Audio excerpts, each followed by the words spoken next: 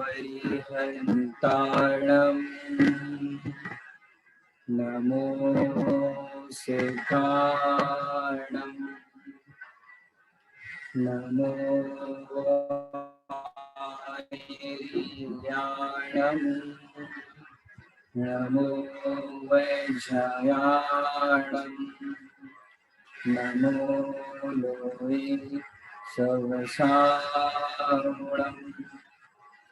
ऐसो पंचनमो यारो सब पावे प्रणाशनो मंगलाणं च सर्वेशं परमं हवै मंगलम्।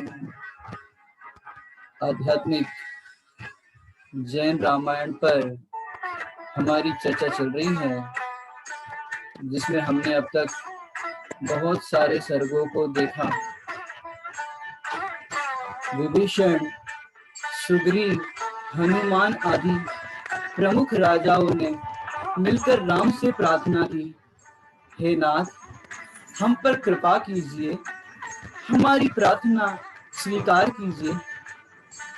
अन्य देश में रहती जानकी अत्यंत दुखी है, अतः यहाँ उसे लाने की आज्ञा दीजिए। राम बोले, यद्यपि मैं अच्छी तरह जानता हूँ कि सीता माता निर्दोष है, फिर भी ऐसे उत्तम चित्त वाली को मैंने ऐसे वन में छोड़ दिया, परंतु मैंने ही उसे लोक अपवाद के कारण घर से बाहर निकाला है। अब उसे कैसे बुलाऊं? हाँ, यदि सीता सभी के समक्ष शपथ लेकर निष्कलंक होकर मेरे घर में प्रवेश करे तो मुझे बिल्कुल मंजूर है। और फिर राम ने आज्ञा दी, और राम की आज्ञा देने पर वहां पर जितने भी विभीषण आदि थे, वे सब राम भगवान की आज्ञा लेकर वहां से विदा लेते हैं और माता सीता को लेने जाते हैं। माता सीता तो अपने पुत्रों के साथ वहां राम की ही प्रतीक्षा कर रही थी कि मेरा रामचंद्र जी से कब मिलन होगा, और इस तरह से वो अनेक बार राम को याद करती थी। और फिर वो राम की इस तरह के समाचार लेकर आगे जैसे ही वो पहुंचे, और फिर क्या होता है, रामचंद्र जी यद्यपि उसके बिना दुखी थे, क्रोधित होकर कभी कभी सोचने लगते, मैंने इस वन में उसे छोड़ दिया था, फिर भी यह पुनः पुनः मेरे पास आई है। इसलिए वे बोले, अरे निर्लज, तुम यहाँ पर क्यों आई? और फिर आशीर्वाद के देखते हुए वो विचार करने लगे, लेकिन तुम्हारे शरीर को तो कष्ट अनेक प्रकार से मिला है। तुम अनेक माह तक दशानन के घर रही, क्या अब तुझे अपने ही घर में रहना और फिर मुझे रखना उचित है? सीता बोली, हे राम, आप बहुत निष्ठुर है। आपने महापंडित होकर भी अज्ञानी जनों की भांति मेरा तिरस्कार किया है। क्या यह उचित था? आपने छल से जिन दर्शन के बहाना करके मुझको गर्भवती अवस्था में भयंकर अटवी में छुड़ा दिया, यदि ऐसी स्थिति में मेरा कुमरण हो जाता और मैं पूर्व गति में चली जाती तो आपको क्या मिलता? यदि आपके मन में मुझे त्यागने की ही इच्छा थी तो आपने मुझे आरिकाओं के समीप ही छुड़वा दिया होता। आपने वैसे कमी तो कुछ नहीं छोड़ी, पर कोई बात नहीं, अब प्रसन्न होइए और मुझे आज्ञा दीजिए, मैं क्या करूं जो आज्ञा हो सो मैं करूं। श्री राम बोले, हे देवी, मैं तुम्हारे निर्दोषशील पतिव्रती धर्म एवं अभिप्राय की विशुद्धता को भली भांति जानता हूं, किंतु इस जगत के लोग कुटिल स्वभाव वाले हैं। उन्होंने व्यर्थ ही तुम्हारे अपवाद उठाया है, अतः इनका संदेह मिट जाए और इन्हें तुम्हारे शील पर विश्वास हो जाए, कुछ ऐसा होना चाहिए। फिर क्षण भर विचारने के बाद वे बोले, तुम अग्नि कुंड में प्रवेश करो। इसके उत्तर में सीता ने बड़ी प्रसन्नता से कहा, हाँ, मैं प्रवेश करने के लिए तैयार हूं। उस समय नारद अपने मन में सोचने लगे, ओहो, आज तो महासती सीता ने मृत्यु ही अंगीकार कर ली। यद्यपि सीता महासती है, परंतु अग्नि का क्या विश्वास है। लवण और अंकुश भी अपनी माता के अग्नि कुंड में प्रवेश करने का निर्णय सुनकर बहुत व्याकुल हो गए।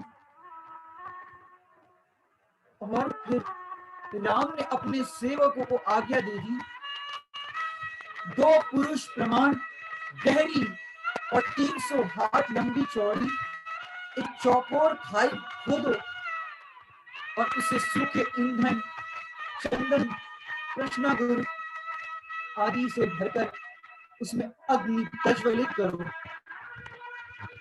और सेवकों ने राम की आज्ञा अनुसार कुदालों से पृथ्वी को खोदकर चौकोर कुंड का निर्माण किया और फिर उसे ईंधन आदि से भरने लगे। प्रातः काल का जिस समय सीता का पूर्वोक्त संवाद हुआ था, कुंड में अग्नि प्रज्वलित करने से पूर्व वहां पर रात्रि के अंतिम प्रहर में महेंद्रोदय उद्यान में कुलभूषण मुनिराज को केवल ज्ञान की प्राप्ति हो गई। इन मुनिराज पर पूर्व वैर के संस्कार के कारण विद्युत वक्ता नामक राक्षसी ने घोर उपसर्ग किया था, लेकिन मुनिराज ने उसे परम शांत से जीत लिया था। अब तो प्रश्न हो सकता है, राक्षसी और मुनिराज के बीच कौन सा पूर्व का वैर था। विज्ञानगिरी की उत्तर श्रेणी में अत्यंत शोभायमान एक गुंज नामक एक बहुत सुंदर वहां पर नगर था और उस नगर के अंदर एक राजा रहता था। उस राजा का नाम था राजा सकल भूषण।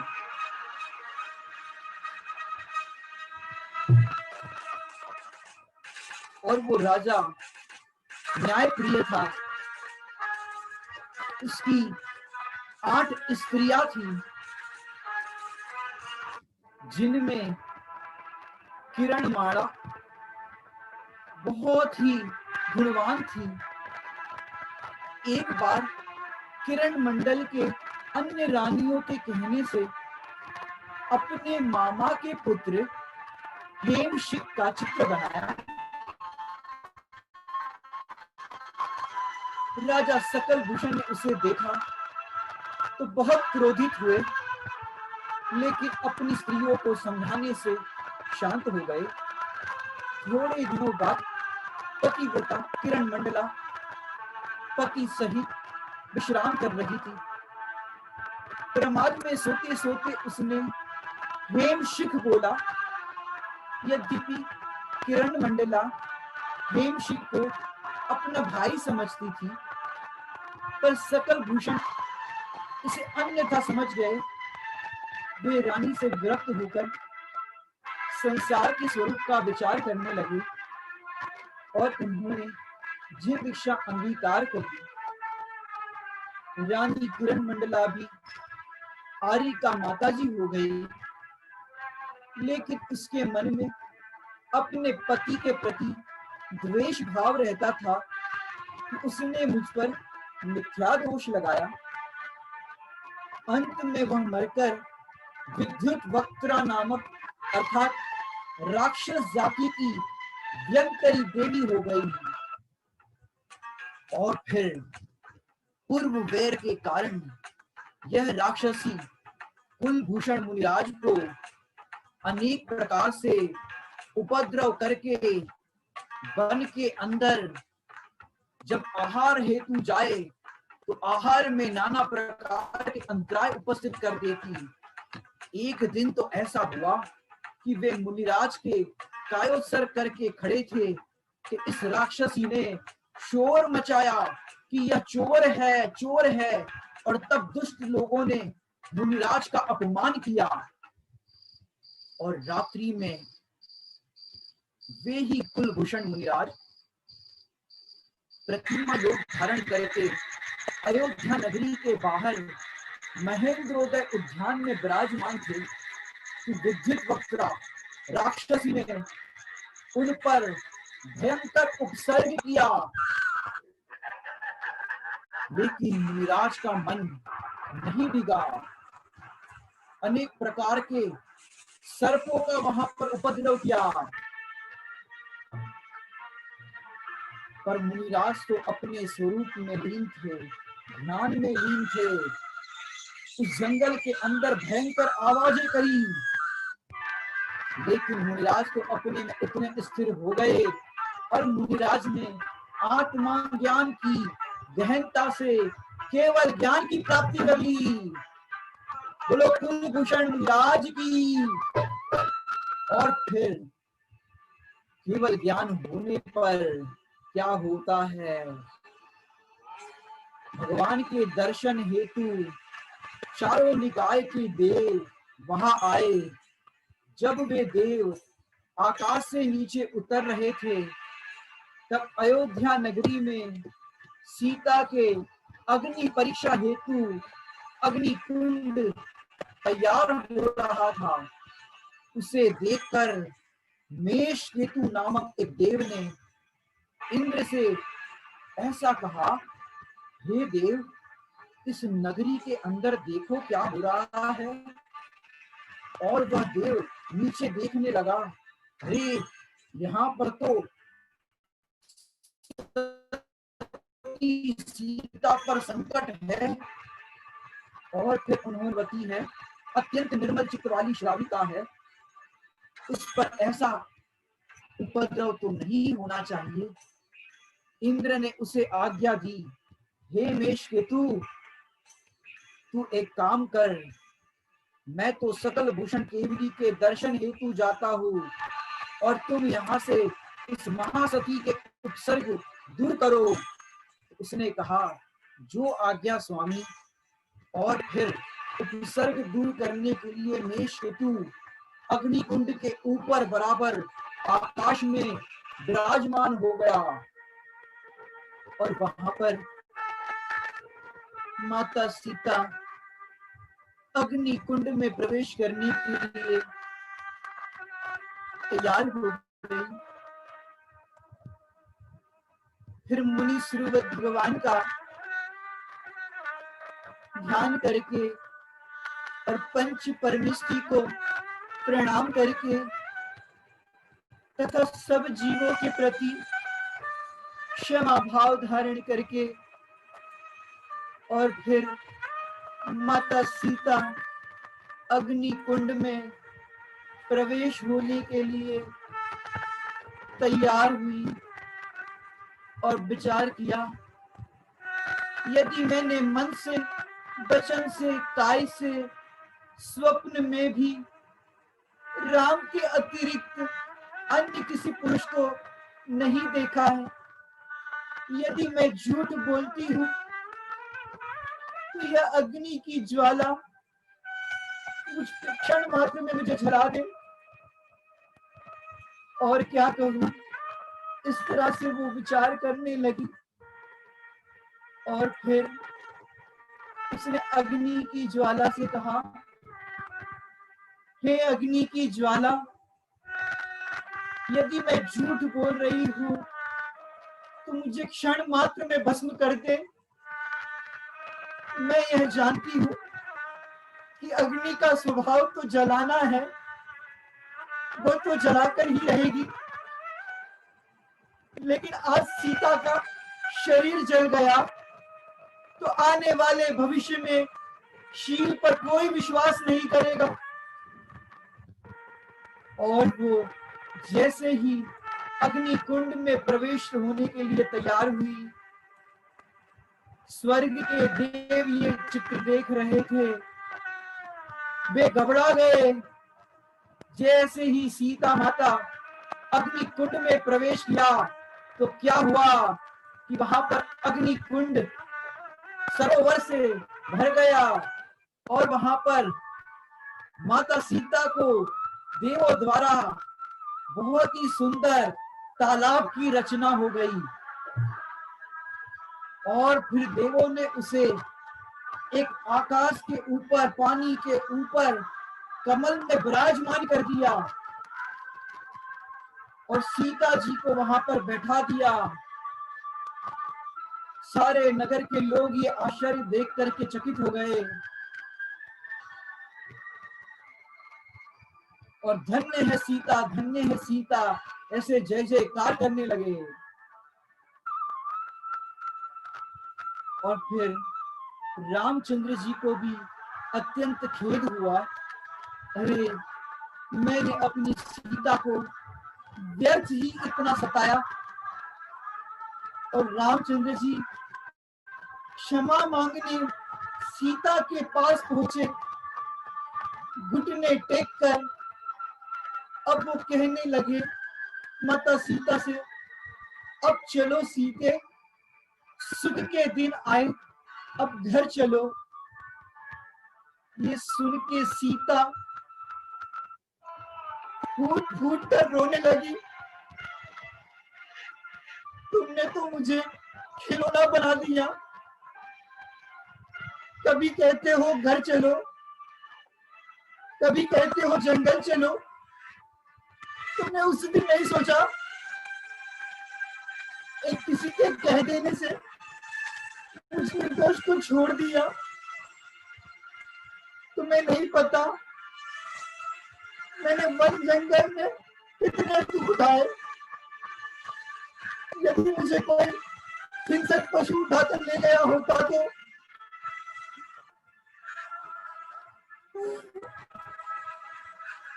मैंने वन के अंदर न जाने कितने कितने दुख भोगे। मेरे पर दया नहीं आई आपको। अरे मेरे पर दया नहीं आई तो कोई बात नहीं थी, बच्चों पे तो दया करते। अब कहते हो घर चलो। स्वामी मैं तुम पर व्यंग नहीं कस रही। मैंने जगत में बहुत दुख देखे, मैंने बहुत कष्ट उठाए। हे नाथ, मैं जनक की पुत्री जिस दिन से अयोध्या में कदम रखा उस दिन एक क्षण को सुख नहीं पाया और अब कहते हो घर चलो। किसी और के कहने आज मैं आपके साथ चल भी लूं, कोई और कहे कि सीता ने तो माया से कमल की रचना कर दी थी और वो कमल पर बैठ गई थी, तो हमें फिर से वन में निकाल दोगे।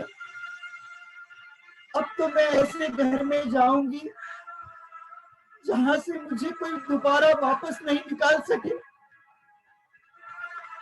और अपने लंबे लंबे केश उखाड़ कर राम के हाथ में रख दिए माता सीता ने। लोग कुछ रो रहे थे, माँ ऐसा मत करो, माँ पिताश्री कह रहे हैं साथ चलो, घर चलो माँ।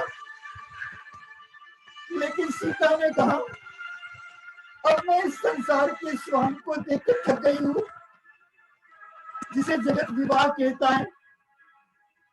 वह विवाह नहीं है जिससे भव भव के अंदर दुख भोगना पड़ता है, जिसे लोग मांग का सिंदूर कहते हैं। वो तो 4 गति के कष्टों की लाली है। जिसे लोग मंगल सूत्र कहते हैं, वो तो भव भव का बंधन है।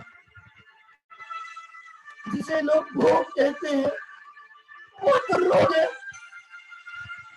वे अनंत कष्ट है। मां, बेटा तुम मत रो। स्वामी व्यंग नहीं कस रही मैं तो। बेटा तुम मत रो। स्वामी, मुझे अब सत्य का भान हो गया।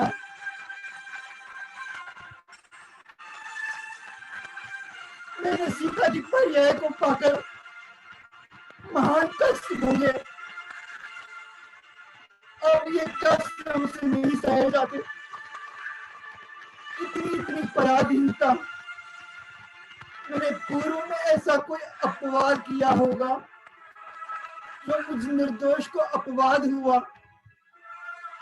अब तो मैं शाश्वत धाम में जाऊंगी, अपनी आत्मा का कल्याण करूंगी।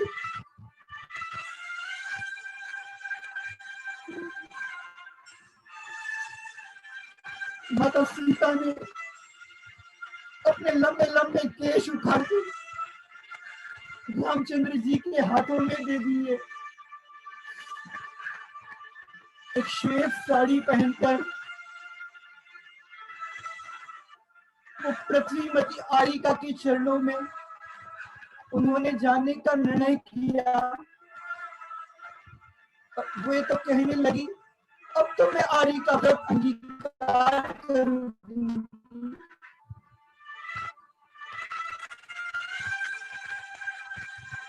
और उन्होंने रामचंद्र जी से कहा, स्वामी ये तो सब स्वांग है, अब किंचित मात्र भी खेद मत करना। करना हो तो भेद करना, भेद विज्ञान करना। ये तो सारा कर्म के उदय अनुसार चलता रहता है। लेकिन उस समय भी मैं तो ज्ञाता ही अनुभव करता हूँ। ऐसा भेद विज्ञान करना, हालांकि आप तो ज्ञानी हैं, आपको क्या बताओ। अब तो मैं जा रही हूँ अपने शाश्वत धाम की ओर। और माता सीता वन की ओर प्रयाण करने लगी। राम लक्ष्मण तब तक देखते रहे जब तक माता सीता दिखाई दी।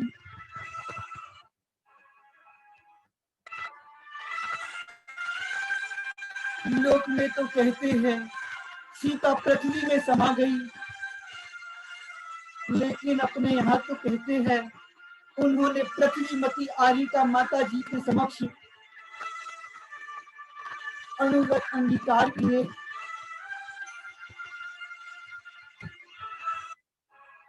और फिर घोर तप किया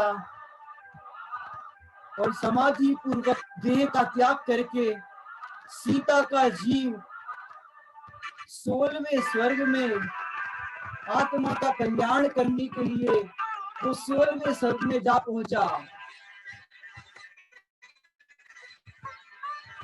और फिर रामचंद्र जी इस प्रसंग के बाद मूर्छित हो गए। उन्हें किसी भी प्रकार का होश नहीं रहा।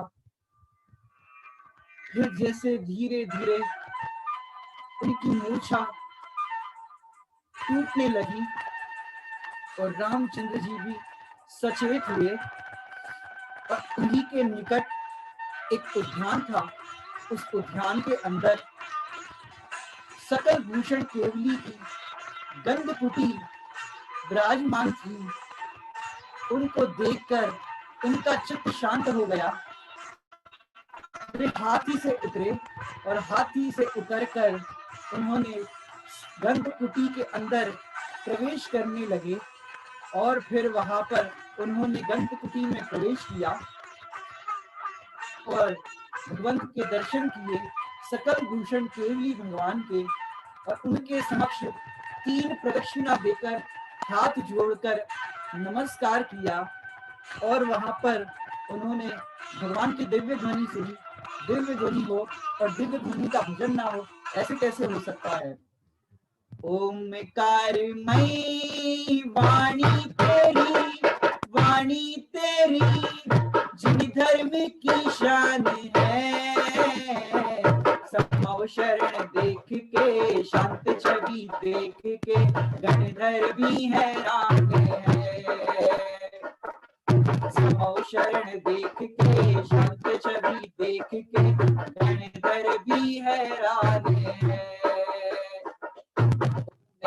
मई वाणी तेरी जिन धर्म की शान है। समौ शरण देख के, शांत छवि देख के, गणधर भी हैरान है। कमल पर है तेरा, लेकर रहे गुणगान है। दृष्टि है तेरी नासा के ऊपर, सर्वज्ञता ही तेरी शान है।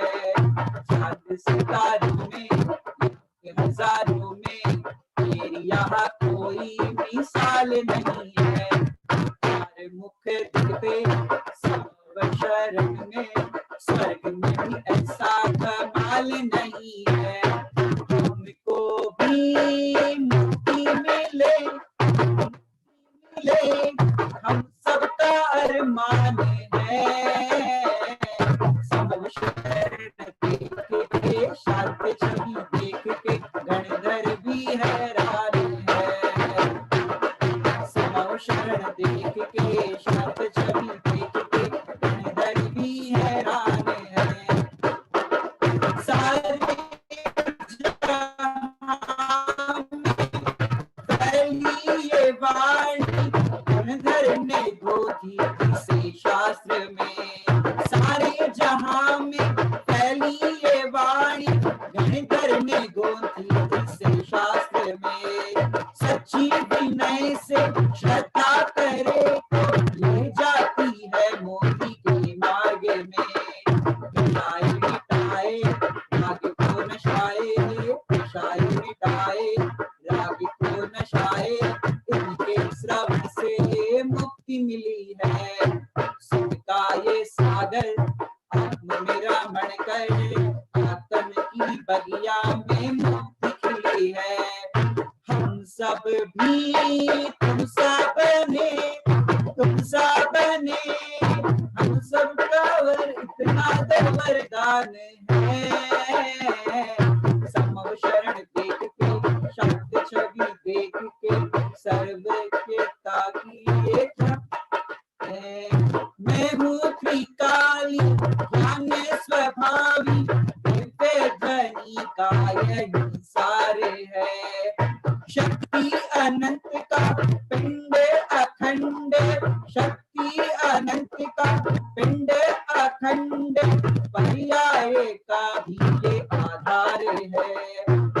ये झलकते हैं ज्ञान की कला में, ये झलकते हैं ज्ञान की कला में, कैसा ये अद्भुत कलाकार है।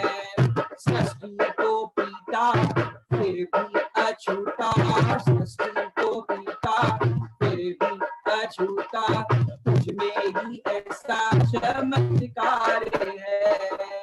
जग में है महिमा तेरी, महिमा तेरी, हम सबका रूपान है। समौ शरण देख के, शांत छवि देख के, गणधर भी हैरान है। और रामचंद्र जी दिव्य ध्वनि के उपदेश को सुनकर के पुनः वापस लौटते हैं और वहां पर लंका के राजा विभीषण उस समौ शरण के अंदर प्रवेश करते हैं और फिर अपने दोनों हाथ जोड़कर भगवंत को नमस्कार करते हैं और फिर विभीषण ने केवली भगवान से पूछा, हे देवाधिदेव, श्री रामचंद्र ने पूर्व भाव में ऐसा कौन सा सूत्र किया था जिससे इन्होंने ऐसी महिमा प्राप्त की, और रावण किस कारण से इनकी पत्नी सीता को दंडक वन से हर कर ले गया था, तथा फिर लक्ष्मण ने उनसे संग्राम में रावण को क्यों मारा। इस पर केवली भगवान की वाणी में इन सब प्रश्नों का उत्तर एक के बाद एक भगवान की वाणी में आने लगा।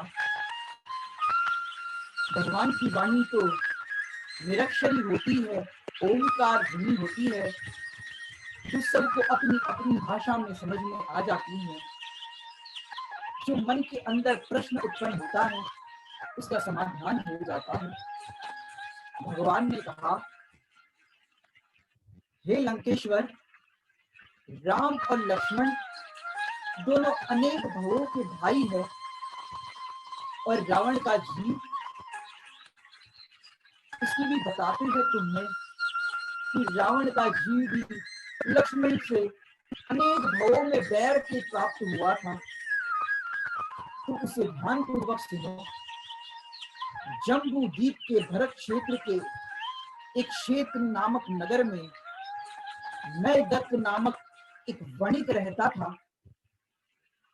उसकी सुनंदा नाम की पत्नी और उसके दो पुत्र थे। एक पुत्र का नाम था धनदत्त और दूसरे पुत्र का नाम था वसुदेव। रामदत्त धनदत्त राम का जीव था और वसुदत्त लक्ष्मण का जीव था। वसुदत्त का एक मित्र था यज्ञबलि, वो ब्राह्मण था। हे विभीषण, वो यज्ञबलि का जीव और कोई नहीं, तुम थे। उसी नगर में एक सागर दत्त नामक दूसरा वणिक रहता था। उसके गुणवती नामक एक पुत्री थी और गुणवान नामक एक पुत्र था। गुणवती तो सीता का जीव था और गुणवान भामंडल का जीव था। और गुणवती की सगाई धनदत्त के साथ हुई थी, माने वर्तमान के राम और सीता। उसे नगर में एक धनवान वणिक श्रीकांत भी रहता था, जो रावण का जीव था। श्रीकांत गुणवती के साथ विवाह करना चाहता था। गुणवती की माता छोटे हृदय वाली थी, इसलिए वह अल्प धन वाले धनदत्त के स्थान पर अधिक धन वाले श्रीकांत को अपनी पुत्री देने के लिए तैयार हुई थी। यज्ञबलि ने यह समाचार वसुदत्त को दिया और वसुदत्त ने क्रोधित होकर श्रीकांत को मार डाला और मरते मरते श्रीकांत ने भी वसुदत्त को मार डाला और वे दोनों श्रीकांत और वसुदत्त मर गए। वे दोनों मरकर विंध्याचल के वन में हिरण हो गए। उधर नगर के दुर्जन लोगों ने गुणवती का विवाह धनदत्त से भी नहीं होने दिया। कहने लगे कि इसके भाई ने अपराध किया है। भाई के कुमरण और कुमारी के न मिलने से वह धनदत्त महा दुखी होकर घर छोड़कर अन्य देश को चला गया। गुणवती भी धनदत्त को न पाने से बहुत दुखी हुई। उसने किसी से भी विवाह नहीं किया और फिर उसने निर्ग्रंथ मुनियों की निंदा करके, राजमार्ग की अश्रद्धा करके तथा मिथ्यात्व के अनुराग से उसने बहुत पाप किए। आयु समाप्त होने पर उसने आर्त ध्यान किया और आर्त ध्यान के फल में वो गुणवती का जीव भी एक घनघोर जंगल के अंदर हिरण के रूप में ही जन्म लिया। श्रीकांत वासुदेव हिरण बने थे, वही वह हिरणी बन गई। पूर्व जन्म के वैर के कारण इसी मृगी माने सीता के जीव के लिए वे दोनों परस्पर, श्रीकांत जो मृग बना था और लक्ष्मण जो मृग बना था, वो परस्पर लड़ करके मरे। फिर वन में शूकर हुए तो ये सारे लोग शूकर बने। फिर हाथी तो ये सब हाथी बने। फिर भैंसा, बैल, बानर, घोड़ा, भेड़िया, मेंढा आदि अनेक जन्म उन्होंने धारण किए। अगर एक एक भाव की आपको कथा सुनाए तो आपके रातों की नींद उड़ जाए। ऐसे सुअर के भाव में, ऐसे ऐसे भाव में उसने कैसे कैसे दुख भोगे, वो अगर आप सुनो तो आपकी आंखें भर आए। और फिर गुणवती भी उन्हीं के साथ उसी जाति की तिब्बत योनि में जन्म लेती रही। उसके निमित्त से वे दोनों लड़ लड़कर मरते रहे। कभी जलचर जीव हुए, कभी थलचर, हर बार इसी तरह मरते रहे। और उधर देशांतर में भ्रमण करता हुआ वह धनदत्त एक दिन सूर्यास्त के पश्चात किन्हीं मुनिराज के संग में पहुंचा और इस वन के अंदर अज्ञानी धनदत्त साधुओं से कहने लगा, महाराज मुझे बहुत प्यास लगी है, महाराज मुझे बहुत प्यास लगी है, महाराज मुझे पानी दो, महाराज मुझे पानी दो, आपके कमंडल से पानी पिला दो, महाराज तुम तो धर्मात्मा हो। मुनिराज से कुछ नहीं बोले, पर एक जिनधर्मी भाई ने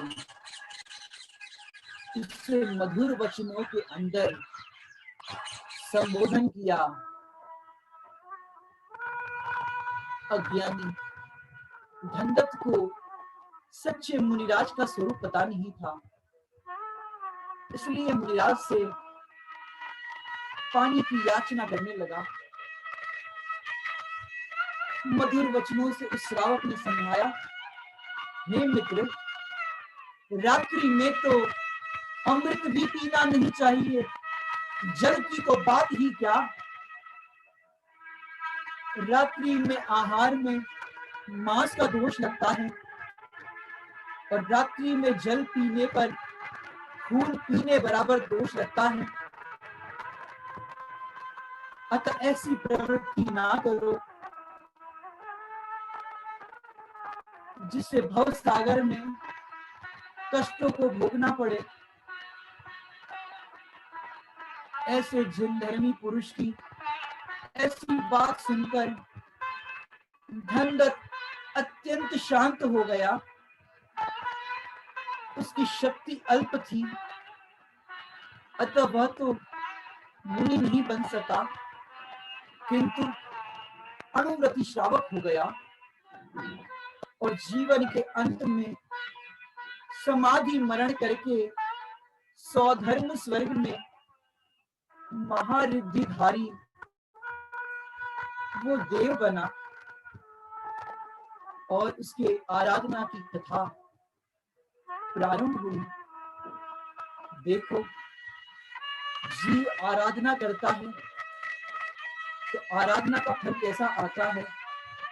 वो स्वर्ग के अंदर गया और स्वर्ग के ऐश्वर्य को भोगने लगा। ऐसे महारिद्धिधारी देव महाविचार करने लगा, अरे मैंने ऐसा कौन सा पुण्य किया था तो जिस कारण से मुझे ऐसा वैभव प्राप्त हुआ। और फिर वहां से वो वहां की भी आयु पूरी करके शांत परिणामों पूर्वक उसने देह का त्याग किया और फिर वह एक बहुत ही सुंदर महापुर नामक नगर के मेरु नामक सृष्टि की धारिणी स्त्री से पद्मरुचि नामक पुत्र हुआ। एक बार पद्मरुचि सोचने लगा, अरे पूर्व में तो मुझे कुछ याद आ रहा है। मैं जब बैल की पर्याय में था, तब बैल की पर्याय में मुझे यहाँ पर किसी ने नमोकार मंत्र सुनाया था, जिससे वह बैल शुभ परिणामों सहित मरकर उसी नगर के राजा छत्रछाय की रानी श्री दत्ता के गर्भ से उत्पन्न हुआ। और राजा छत्रछाय के कोई पुत्र न था, अतः वह पुत्र जन्म पर बहुत हर्षित हुआ। उसने संपूर्ण नगरी की बहुत शोभा कराई। इस बालक के पुण्य कर्म के प्रभाव से अपने पूर्व जन्म का ज्ञान हो गया। तब मैं बैल था और नमोकार मंत्र के प्रभाव से आज राजकुमार हुआ। वह बहुत विवेक पूर्वक जीवन व्यतीत करने लगा। जब वह युवक हुआ तो भ्रमण करते हुए एक दिन वहां जहां पहुंचा कि जहां उसे बैल की पर्याय में मरते समय नमोकार मंत्र प्राप्त हुआ था। उसने उस स्थान पर एक भव्य चैत्यालय बनाया और चैत्यालय के द्वार पर एक चित्र बनाया। उस चित्र में दिखलाया गया कि एक पुरुष मरणासन्न बैल को नमोकार मंत्र सुना रहा है। उसने वहां पर पहरेदार भी रख दिया और पहरेदार से कहा, जो भी इस चित्र को बहुत ध्यान पूर्वक देखे उसे मेरे समक्ष उपस्थित करना। और एक दिन पद्मरुचि उस चैत्यालय के दर्शनार्थ आया और उस चित्र की ओर बड़े ध्यान से देखने लगा। पहरेदारों ने इसकी सूचना तत्काल राजकुमार के पास पहुंचा दी। राजकुमार ने उसी समय आकर पद्मरुचि से पूछा कि इस तरह गौर से इस चित्र की ओर क्यों देख रहे हो? तो पद्मरुचि ने बताया, अरे ऐसे ही मैंने एक बैल को मरते समय नमोकार मंत्र दिया था। अब वह कहाँ उत्पन्न हुआ है, ये जानने की मेरी इच्छा है। राजकुमार बोला, वो बैल का जीव मैं ही हूँ। और फिर वह पद्मरुचि के चरणों में गिर पड़ा और विनय पूर्वक इस प्रकार स्तुति करने लगा, जैसे शिष्य गुरु की करता है। श्रेष्ठी पुत्र पद्मरुचि और उस राजकुमार वृषभध्वज में परस्पर प्रगाढ़ स्नेह हो गया। दोनों ही सम्यक दृष्टि श्रावक के व्रत पालने लगे।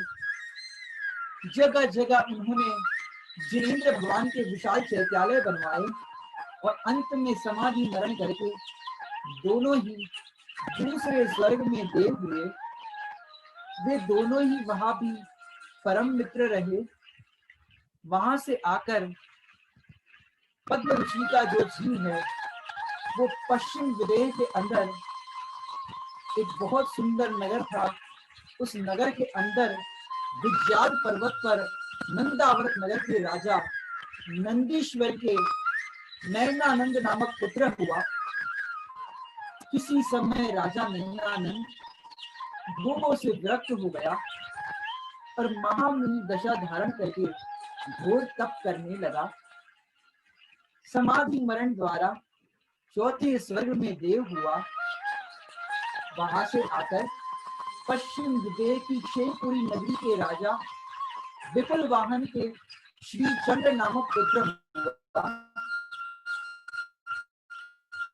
और श्री चंद्र ने समाधि गुप्त मुनिराज का उपदेश सुनकर जैनेश्वरी दीक्षा अंगीकार करी और पास में आग जितना भी परिग्रह नहीं रखा, वह घोर तप करके 5वें स्वर्ग में देवेंद्र हुआ और वहां से चलकर वो रामचंद्र हुआ है। और फिर वहां पर विभीषण ने भगवान से पूछा, हे प्रभु, मुझे ये तो बताओ कि आगे वो सीता का जीव, रावण का जीव श्रीकांत, सीता का जीव गुणवती, इन सब का क्या हुआ? अब वो दिव्य ध्वनि का समय तो समाप्त हो गया था। अब वो दिव्य ध्वनि का लाभ हम और आपको कल मिलेगा और कल पता चलेगा कि सीता का क्या हुआ और रावण के जीव का क्या हुआ। उन्होंने सीता, रावण और लक्ष्मण अनेकों प्रियंश योनियों में अनेक कुगति के अंदर साथ साथ रहे और रावण के जीव का और लक्ष्मण के जीव का अनेकों भवों तक वैर चला आ रहा था।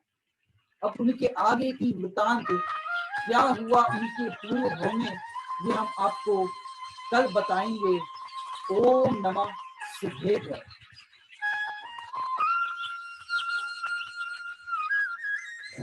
ओम नमः सिद्धेश्वर। बहुत ही सुंदर वर्णन। आज हमने काफी मार्मिक उद्बोधन सुना, जहाँ पर हमने सीता जी के वैराग्य का प्रसंग सुना और किस तरह उन्होंने आर्यका पृथ्वीमती माता जी से दीक्षा ग्रहण की और आगे समाधि को धारण किया। साथ ही उसके बाद हमने राजा शकर भूषण के बारे में सुना, उनके पूर्व भव के बारे में, और जो रामचंद्र जी, विभीषण, लक्ष्मण जी, रावण, सीता, इन सब के पूर्व भव में कैसे शुरू से हमने वर्णन सुना कि कैसे आगे आगे उनके जीव और सभी के कैसे कैसे संबंध रहे। और आखिरी जो हमने कथा सुनी, जो धनदत्त ने मुनिराज जी के उपदेश सुनकर जो विभीषण के जीव थे, और ऐसे विभिन्न तरीके से आज हमने बहुत ही मार्मिक उद्बोधन वैराग्य में सुना। हम किसी की कोई प्रश्न हो तो अभी हम ले लेते हैं आज की कथा के संबंधित। किसी की कोई डाउट्स, क्वेश्चंस? ठीक है, जिनवाणी स्तुति कर ले निखिल भैया।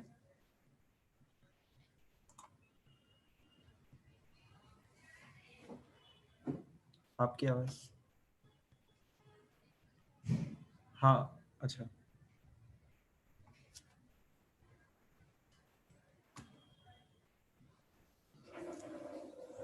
जावाणी के ज्ञान से सूझे लोकालोक, सोवाणी मस्तक नमो सदा देत हूँ धोख। हे जिनवाणी भारती तो हे जपू दिन रैन, जो तेरा शरणा गए सो पावे सुख चैन। कायोत्सर्ग।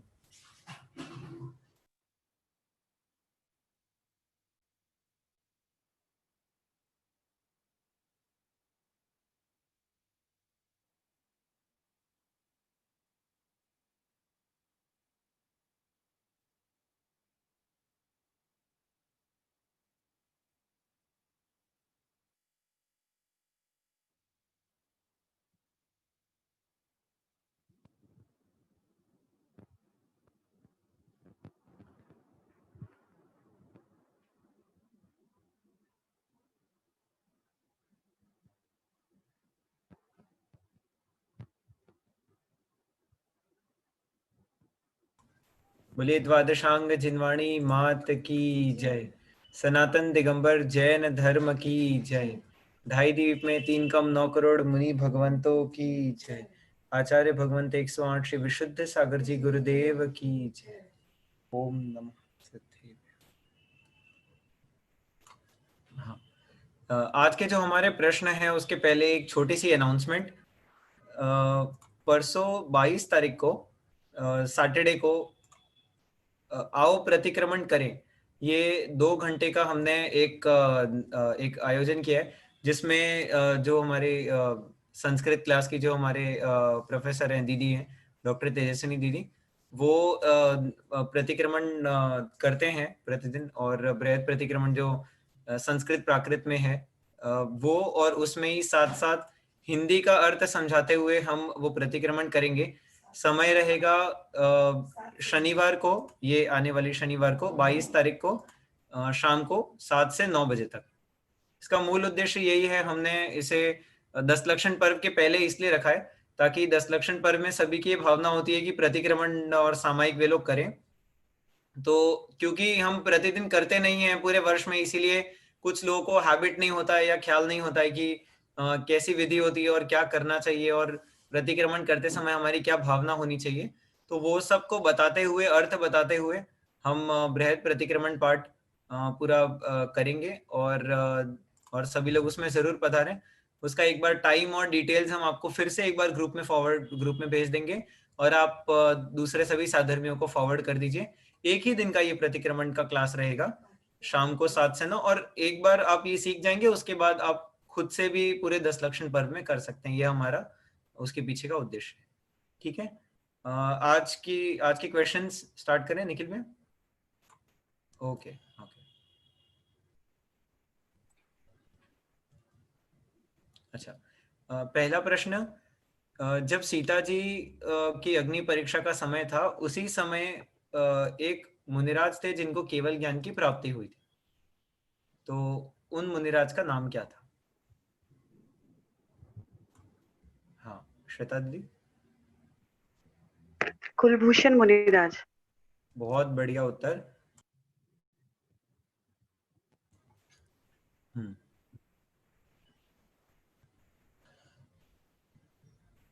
हाँ, राजा सखर भूषण, उनका वर्णन आया था यहाँ पर।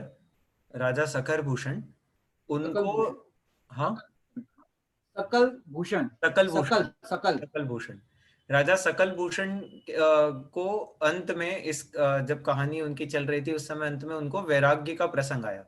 तो वो उनके वैराग्य का कारण क्या बना? उनकी 8 रानियां थी, थोड़ा सा हम हिंट दे देते हैं आपको। ठीक है, उनके वैराग्य का प्रसंग क्या बना, किस कारण से उनको वैराग्य आया? कौन बताना चाहेगा?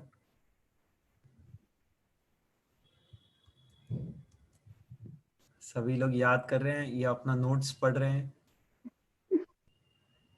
सभी लोग नीचे बुक में देख के कुछ कुछ बोल रहे हैं, मुझे लग रहा है शायद याद कर रहे हैं। कोई आंसर करना चाहेगा? हैंड रेस करिए। थोड़ा बीच से मैंने पूछ लिया प्रश्न। हाँ हाँ, जया मासी। हाँ, वो नाम तो याद नहीं है। वो जंग कहीं जा रहे थे तो सामने से मुनिराज को जाते हुए देखा, तो उसने मुनिराज के कमंडल में से पानी मांगा। वो वाली नहीं, वो कहानी नहीं, वो दूसरी कहानी, वो आगे आएगा प्रश्न। ये वो प्रश्न है जो राजा थे, उनकी 8 रानियां थी, तो एक रानी के कारण उनको वैराग्य का प्रसंग बना। तो वो रानी, वो क्या हुआ था उस समय, कुछ अगर आपको याद हो तो? नहीं। रात्रि में स्वप्न में उन्होंने किसी का नाम लिया था। हाँ, हाँ, तो उनको उनकी, हाँ बोलिए। उनको थोड़ी शंका थी हाँ, उनके ऊपर, उनकी रानी पे शंका थी, लेकिन फिर दूसरी रानियों के समझाने पे वो समझ गए थे। पहले तो बहुत क्रोधित हुए और फिर समझ गए। फिर जब रात्रि में सब ऐसे ही अंधेरे में उनसे मुंह से उनका नाम निकल गया, तब फिर उनको बहुत वैराग्य हुआ और वैराग्य से उन्होंने दीक्षा ले ली। बहुत बढ़िया। वो जो रानी, जो राजा सकल भूषण की जो रानी थी, उन्हें जिनको भाई मानती थी उनका नाम लिया, लेकिन राजा को उन पर संदेह हुआ और उस कारण से राजा ने उन्हें छोड़ दिया, और उसके बाद कुछ समय में राजा को वैराग्य की उत्पत्ति हो गई। बहुत सुंदर उत्तर आपका। हाँ,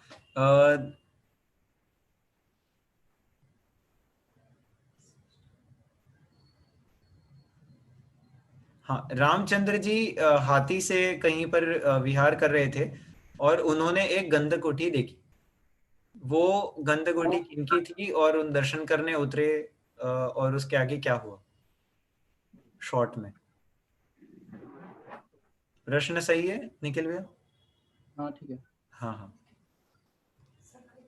हाँ, आप मुनिराज जी का नाम बताएंगे तो भी चलेगा, उसके आगे की कहानी भी आप जितना आपको याद हो आप बता सकते हैं। हाँ पवित्रा जी बोलिए। हाँ, जय जिनेन्द्र।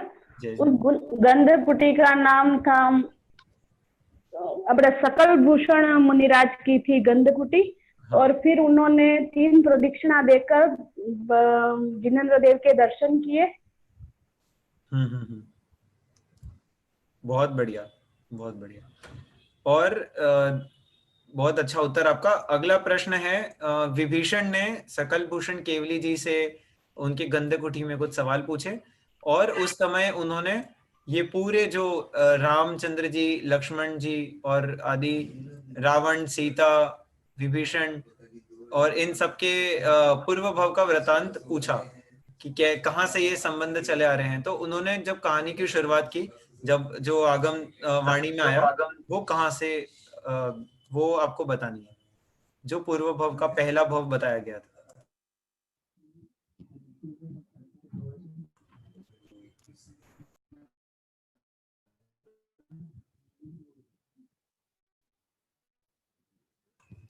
कौन उत्तर दे रहा है? हाँ श्वेता दीदी बोलिए। हाँ जी, जम्बू द्वीप के भरत क्षेत्र में नयदत्त नामक वणिक थे। उनकी सुनंदा नाम की पत्नी थी। उनकी 2 पुत्र थे, धनदत्त जो राम जी का जीव था और वसुदत्त जो लक्ष्मण जी का जीव था। और गुणवती जी सीता जी थी और गुणवान भामंडल जी थे। और वणिक श्रीकांत जो थे वो रावण जी का जीव था।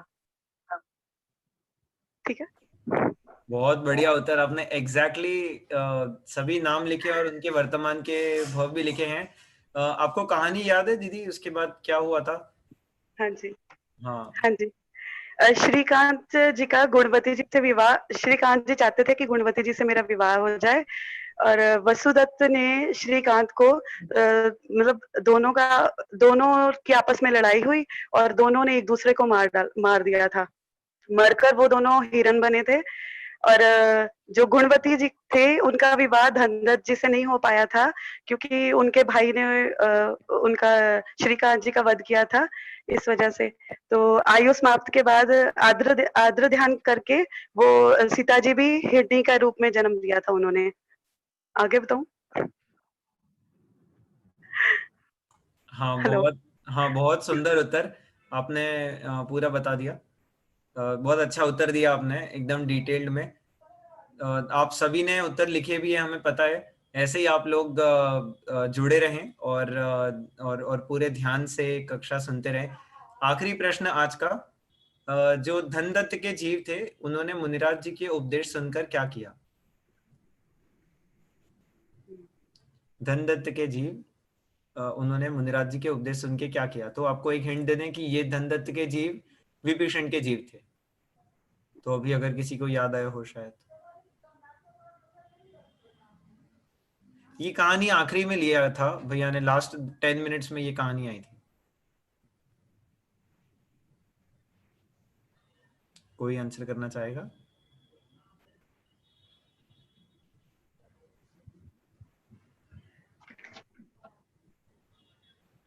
कोई आंसर कर रहा है? जया मासी, हाँ बोलिए।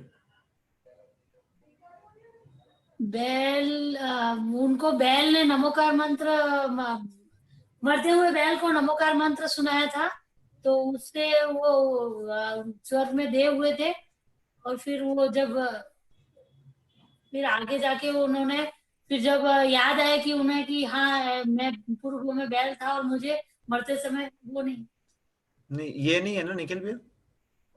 हाँ ये वो जो सवाल है उसकी वो कहानी है जो आप पिछले आंसर में बता रहे थे, वो है ना भैया? हाँ आप, हाँ नहीं आप बता रहे थे ना जहाँ पे उन्होंने पानी मांगा था मुनिराज जी के कमंडल से, ये वो कहानी है। हाँ अच्छा, ये हाँ तो वो कहानी बताइए। थोड़ा मिक्स हो गया। कोई बात नहीं। तो उस समय वो मुनिराज जी से के कमंडल से पानी मांग रहे थे। उन्हें दिगंबर मुनिराज का स्वरूप पता नहीं था, तो मुनिराज ने उन्हें बहुत ही शांत मुद्रा से उपदेश दिया, और मुनिराज जिससे उनको इतनी तो सामर्थ्य। हाँ भैया। एक श्रावक ने सुनाया, मुनिराज ने तब कुछ नहीं बोला। अच्छा सॉरी। मुनिराज का स्वरूप बताया कि भाई मुनिराज ऐसे पानी नहीं पिलाते हैं, ओके, उसको श्रावक ने। अच्छा अच्छा, हाँ, तो तो उन्होंने मध्यस्थ भाव धारण करते हुए ऐसे ही अपना देह त्याग किया विभीषण के जीव ने, समाधि धारण की, है ना भैया? हाँ जी। हाँ, उनको शरीर से इतना सामर्थ्य तो नहीं था कि वो जिन दीक्षा धारण करें, लेकिन उन्होंने अणुव्रत आदि लेते हुए समाधि पूर्वक अपना देह त्याग किया, है ना? हो गया। हाँ, और भैया आपके पास कोई प्रश्न? नहीं, आप ठीक है, प्रश्न तो आप हाँ, शिक्षा पे आ जाइए। शिक्षा आज, हाँ, समय हमारा हो रहा है। शिक्षा आज की कक्षा से क्या ले सकते हैं हम? किसी ने कुछ नोट्स में लिखा है? निखिल भैया आप शुरुआत करिए। हम करेंगे, आप सबको आने दो तो कर अच्छा, लेते हैं अपन। किसी ने कुछ शिक्षा लिखी है आज? हाँ, बोलिए श्वेता जी। हेलो।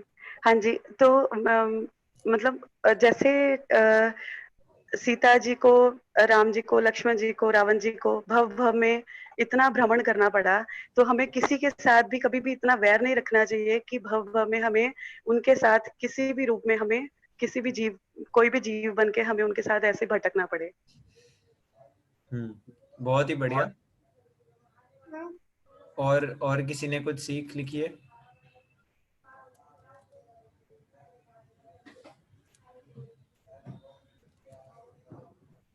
और किसी ने कोई सीख लिखी है? एक मैं शेयर कर देता हूँ क्विकली। जो हमने सीता जी के वैराग्य का प्रसंग सुना, वैसा है तो वैराग्य की अपार महिमा है, और वैरागी जीवों से ही जब सुना जाए तो और ज्यादा अंदर में आनंद आता है। लेकिन साथ ही एक शब्द जो आज निखिल भैया ने इसमें बताया कि सीता जी कहते हैं कि आपने तो मुझे खिलौना समझा है, तो वैसे ही जैसे हमारे छड़ाला जी में ही वर्णन आता है कि अर्धमृतक सम बूढ़ापनो, तो बालपने में ज्ञान न लयो, तरुण समय तरुणी रत रहे, अर्धमृतक सम बूढ़ापनो। तो वैसे ही ये हमारा पूरा जीवन निकल जाता है। और आप सब तो जानते ही है, मेरे सामने मुझसे दुगने उम्र के लोग बैठे हैं, तो सभी एक्सपीरियंस्ड हैं कि कैसे बचपन से लेके बुढ़ापे तक अलग अलग फेजेस, लाइफ के अलग अलग फेज में अलग अलग लोग मिलते हैं। बचपन में दोस्त मिलते हैं, उसके बाद जवानी में जो शादी हो जाती है, अगर किसी शादी जिनकी होती है, वो फिर उसके बाद बिजनेस अगर करते हैं तो बिजनेस में लोग मिलते हैं, मैनिपुलेट करते हैं, इरिटेट करते हैं, डिस्टर्ब करते हैं। उसके बाद और जब 50s में हो जाते हैं तो उनके पोता पोती आते हैं, वो उन्हें लगता है कि दादाजी को या दादी जी को कुछ समझ नहीं आता है, वो अपने आप को ज्यादा स्मार्ट समझते हैं। फिर उसके बाद जब 70s में हो जाते हैं तो स्वयं का शरीर ही साथ नहीं देता है, तब आसपास कोई दिखता नहीं है, क्योंकि आपसे ज्यादा एनर्जी वाले लोग होते हैं और वो अपने अपने काम कर रहे होते हैं। तो कुल मिला के अगर एकदम गौर से देखा जाए तो ये जीव हमेशा अकेला ही रहता है। बस ऐसा है कि हमें जब जब विपरीत परिस्थिति आए तो हमें जो संसार की असारता का है उसका चिंतन करते रहना चाहिए, और हमेशा पॉजिटिविटी में रहना चाहिए। जिस समय जैसा परिस्थिति बने वैसा हमें विवेक पूर्वक कार्य करना चाहिए, कभी नेगेटिव नहीं होना चाहिए। तो ये एक अच्छी सीख है जो मुझे लगता है आज लेनी चाहिए। हाँ निखिल भी आप बोलिए। हाँ, ये अच्छा बताया आपने छेड़ाला से। हमारे बड़े पंडित जी साहब इस लाइन को एक अलग तरीके से बताते कि दौलत राम जी ने तो लिखा है कि बालपने में ज्ञान न लयो, क्या नहीं किया ये तो लिखा है, और फिर क्या होता है ये लिखा। बड़े पंडित साहब ने बोला थोड़ा पॉजिटिव से अपन देखे, बालपने में ज्ञान जो लयो, बालपने में ज्ञान जो लयो, तरुण समय संयमरत रहो, ताको होए न बूढ़ापनो, सतत रूप लखे आपनो। अगर बालपने में ज्ञान नहीं लिया तो वो होता है, अगर तुम बालपन में ज्ञान लोगे और फिर तरुण समय में संयम धारण करोगे, और फिर ताको होए ना बूढ़ापन हो, कि संयमी जीवों को कभी बुढ़ापा नहीं होता, वो तो अपने ज्ञान बल पर इतने युवा रहते हैं, हर समय प्रसन्नता रहती है। तो सतत रूप लखे आपनो, के अपना रूप अवलोकन करते हैं।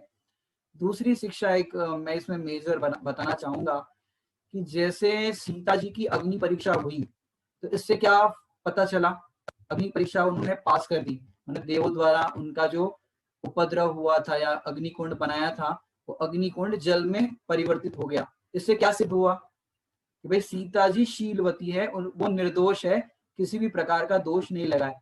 बट इसके साथ साथ रावण की भी जो शीलता है उसका भी प्रमाण हुआ कि रावण भी शीलवान थे, उन्होंने भी टच नहीं किया। ये भी उनकी मतलब सिद्धि होती है। सीता के साथ साथ रावण की भी इसमें प्रसिद्धि होती है। वे रावण के यहाँ 6 महीने तक वो सीता जी रही, फिर भी वो निर्दोष अवस्था में रही। कि हम वर्तमान में खोजते हैं कि हमको आदर्श चाहिए, राम चाहिए, राम चाहिए, तो ये हुकमचंद जी भारी साहब कहते हैं, हमारे छोटे दादाजी, कि वर्तमान में रावण ढूंढना भी मुश्किल है। 6 महीने तक सीता जी उनके यहाँ रही, तो भी वहां उन्होंने सीता जी को टच तक नहीं किया था। आज वर्तमान में अगर ऐसा कोई केस बने तो सोचो, ऐसा हो सकता है? रावण जैसा कोई पालन कर सकता है? आज वर्तमान में रावण ढूंढना भी मुश्किल है। तो 2 बातें हुई। तीसरी बात एक और बताना चाहूंगा कि जैसे आप कई लोगों को स्वाध्याय करने के बाद ये प्रथमानियों के अंदर ऐसा लग सकता है कि रामचंद्र जी ने एक सीता के खातिर इतना सारा युद्ध किया, इतने सारे सैनिकों को मारा, इतना वो युद्ध किया, इतना खून बहा होगा, क्या किया इतना, और इतने ज्ञानी होकर के, सम्यक दृष्टि होकर के युद्ध करने की क्या जरूरत थी? और वहां तो रावण कह रहा था और स्त्रियां आपके विवाह करा देते हैं, और सब कुछ लोग कह रहे थे और कन्याओं से विवाह करा लेते हैं।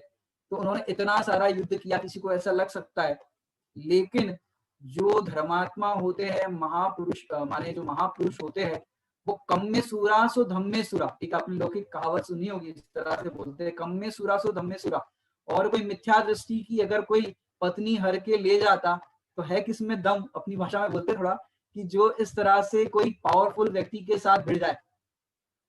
अब सोचो जरा ये प्रॉब्लम अपने सामने रख करके, भाई अपनी पत्नी को कोई ऐसे पावरफुल मैन या कोई डॉन उठा करके ले जाए, आजकल की भाषा में अपनी पत्नी को, और पता भी नहीं है कि वो कहाँ पर है, कौन लेके गया, ये भी नहीं पता। अब भले पुलिस कंप्लेन करोगे, वो सब करोगे, जो भी प्रोसीजर होगी वो करोगे, लेकिन सोचो कि वो किसी भी हालत में सीता को लाने के लिए तैयार थे, माने उन्होंने हार नहीं मानी। तो जो सम्यक दृष्टि ज्ञानी धर्मात्मा पुरुष होते हैं, वो कैसी भी प्रतिकूल परिस्थिति हो उसको फेस करने के लिए हमेशा तैयार रहते हैं। चाहे इसलिए वो कहा जाता है कम में सूरा सो धम में सूरा। अज्ञानी मिथ्या दृष्टि का कोई मोबाइल चुरा करके ले जाए तो उसको भी कहेंगे ले जाओ ले जाओ। माने ऐसी बात है, विचार करने योग्य बिंदु है। आप और विचार कर सकते हैं इस बिंदु पे। बहुत मैंने विचार में प्रैक्टिकल मतलब प्रॉब्लम है इस तरह की। ओम नमः शिवाय। सही बात है, बहुत सुंदर भावना। हमारे कल की प्रैक्टिकल जैनिज्म की आखिरी क्लास है 10 लक्षण पर्व के पहले की। उसके बाद 10 लक्षण पर्व तक हमारा क्लास विसर्जित रहेगा। तो कल सभी लोग जरूर पधारें। कल हमारे जो आध्यात्मिक जैन रामायण है उसका भी कल लास्ट क्लास है। तो सभी समापन भगवान का निर्वाण होगा, हाँ वैराग्य होगा, राम भगवान का निर्वाण होगा, वैराग्य होगा। और एग्जैक्टली ये रामायण हुई क्यों, इस कारण से इतनी सारी लंबी रामायण हुई है, वो आपको कल सीक्रेट पता चलेगा। जानने के लिए देखिए अगला एपिसोड। अपनी ही शैली ऐसी है। बहुत बढ़िया। कल पुनः सभी से कक्षा में मिलेंगे। सभी को सादर जय जिनेंद्र।